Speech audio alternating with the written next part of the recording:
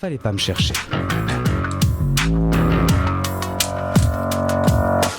Stop! Arrêtez tout, c'est aujourd'hui. Ouais, nous sommes le 8 août et nous sommes le jour du dépassement global. Ouais, on a bouffé nos ressources pour 2016. En bref, ça veut dire qu'on a déjà consommé autant de ressources naturelles renouvelables que ce que la Terre peut produire sur l'année entière. Ce serait comme si au bout de 8 mois, on te disait stop, assez bouffé, prochain roast beef en janvier. Ouais, t'imagines, bah non, c'est pas possible, alors on continue à manger, puis après, on va peut-être même se manger nous-mêmes, va savoir. Aujourd'hui, on ne s'étonne plus de grand-chose, ma petite dame, voilà. Alors c'est parti, tous en Vélib, éteignez les frigos, allumez les bougies, mangez bio, ne chargez plus vos appareils et gardez les dernières barres de batterie pour écouter Dynamique Radio sur votre portable.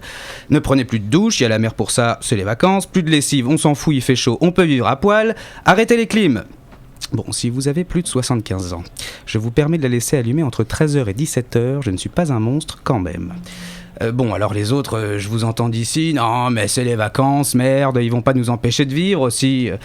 Vous avez raison, je suis comme vous et je vais pas vous empêcher de faire des glaçons pour l'apéro, ça serait ridicule, surtout que bon, vous avez travaillé toute l'année, là vous avez juste envie de vous détendre un peu et je vous culpabilise, je sais bien, c'est pas de votre faute.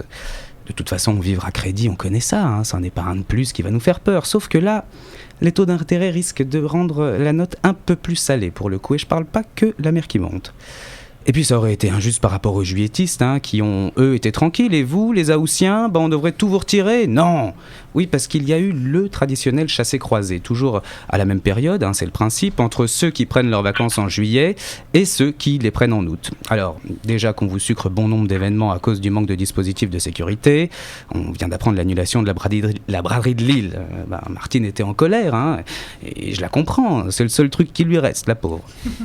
Bon alors, vous avez quoi les JO. Mais ça, cette année, il va falloir s'accrocher pour les suivre. Avec le décalage horaire, si tu veux suivre autre chose que le ping-pong et le water-polo, faudra veiller jusqu'à 2h du mat pour les directs intéressants. Le sacre de Bolt, cette année, ça sera pour les couches tard. Remarque, c'est pas mal, ta télé, tu la feras marcher pendant les heures creuses.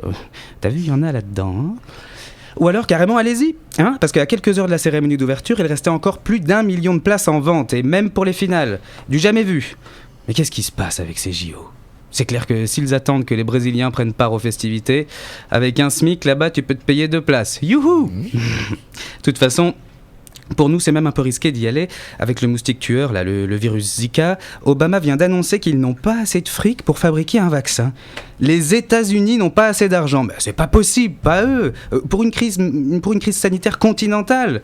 Faut revoir vos priorités, les gars. Non, ils préfèrent commander des bilans psychiatriques sur Donald Trump. Comme s'il fallait une preuve médicale. Bon, si vous n'allez pas à Rio, n'allez pas non plus vous risquer à visiter la Tour Eiffel. On est tellement tendu que vendredi dernier, un simple exercice a été pris au sérieux, a semé la panique et ils ont fait évacuer tout le monde. Belle bourde. Déjà qu'il y a presque plus de touristes, les seuls qui viennent, on leur fait croire que c'est la fin. Et puis alors c'est le bordel partout avec cette chaleur. À Amsterdam, Air France a égaré cette semaine 8000 bagages, et d'un seul coup. Avec un peu de chance, ils se seront encore trompés en les renvoyant et certains se retrouveront avec 15 kilos de marijuana pour la fin des vacances. J'en connais que ça peut intéresser. Et parmi ceux qui prennent des vacances en août, il y a nos chers politiques. Manuel Valls est en famille dans les Alpilles, notre ministre de l'Intérieur est parti se ressourcer dans sa maison de La Morlaix, le ministre de la Défense est en Bretagne pour quelques jours, Ségolène visite l'Arctique. Pour elle, pour le coup, elle fera des économies sur la clim. Notre président, lui, reste dans le coin, trop de choses sur le feu. Mais ces vacances, ils les ont sans doute bien méritées. Ils ont dû bien bosser avant de partir, parce que rappelez-vous de ce que nous disait notre copain Copé, il faut faire passer les lois pendant les vacances. Pour une fois qu'il laisse sa langue de bois dans sa poche, faut pas lui retirer ça. Il a raison, le bougre. D'un côté, les politiques font passer des lois en plein mois d'août, mais après, faut pas se plaindre. Il n'y a pas de manif pour contester. En été, on est mieux sur la plage de Palavas-les-Flots à manger des moules frites que dans la rue abattu par le soleil et les gaz lacrymaux. Et puis, c'est pas sur le temps de travail, alors pourquoi faire grève ? Logique ? Alors maintenant, soit ça vous va et vous restez bien confortablement installé dans votre transat quechua, soit vous abandonnez la pina colada et vous défilez devant l'Assemblée. Pour ce que vous voulez d'ailleurs, chacun ses problèmes. Mais alors surtout ne vous plaignez pas. Ne vous plaignez pas si ça se passe sans vous. Vous aurez qu'à vous dire que c'est à cause du mal de crâne, à cause de la cuite d'hier soir avec Dédé. Et puis merde, il est 5h15, l'heure de la pétanque et du Ricard. Bande de vénards. Allez, j'ai compris, j'arrête, je vous laisse tranquille, profitez, faut se reposer de tout ça, on est assez emmerdé par tout ce qui se passe. Bonnes vacances.